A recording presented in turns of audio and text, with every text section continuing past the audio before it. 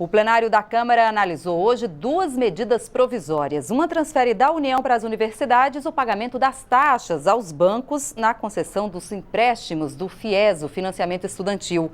A outra flexibiliza o horário de transmissão do programa A Voz do Brasil.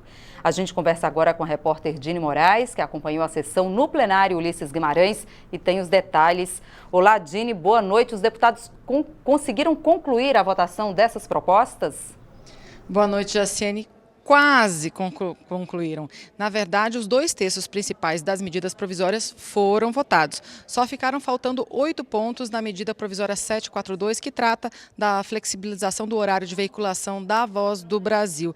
Esse texto ele permite que a transmissão da Voz do Brasil não seja mais agora obrigatoriamente em cadeia nacional de rádio às 7 horas da noite, mas sim entre as 7 horas da noite e as 9 horas da noite.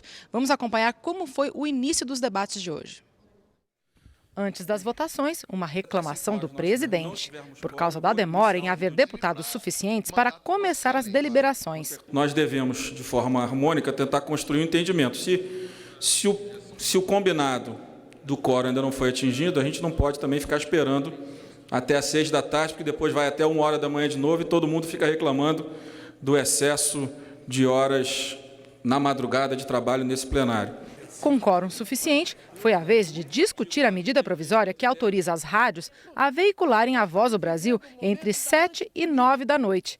Inicialmente, essa variação no horário de transmissão valeria só durante as Olimpíadas e Paralimpíadas. Mas uma mudança feita pelo Congresso quer que essa possibilidade seja permanente, o que não era consenso entre os deputados. Esse Brasil pertence aos brasileiros, não pertence às empresas que querem ganhar lucro ou que querem o horário nobre para ficar a seu bel prazer. Pertence ao povo brasileiro, que tem um direito à informação para que possa se posicionar e possa dizer não à retirada de direitos que está em curso. Nós estamos hoje revigorando a Voz do Brasil, fortalecendo os veículos de comunicação e respeitando os ouvintes, que terão a oportunidade democrática de ouvir a Voz do Brasil em diferentes horários, estabelecidos e predestinados em algumas horas, que não vai interferir na sua audiência.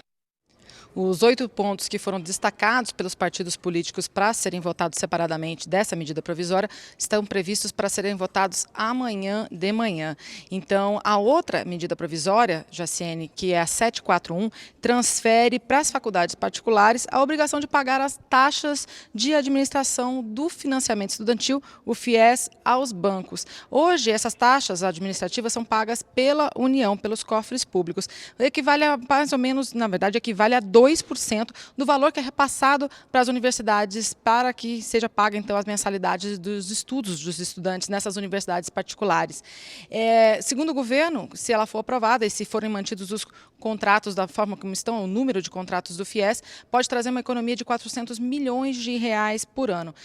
Essa medida provisória só foi possível ser votada depois de um acordo entre os deputados do governo e os deputados de oposição, retirando, então, do texto a possibilidade de colocar o nome do estudante, se ele estiver inadimplente, e do fiador dele no cadastro de créditos não quitados do serviço público, o CADIM, e na dívida ativa da União.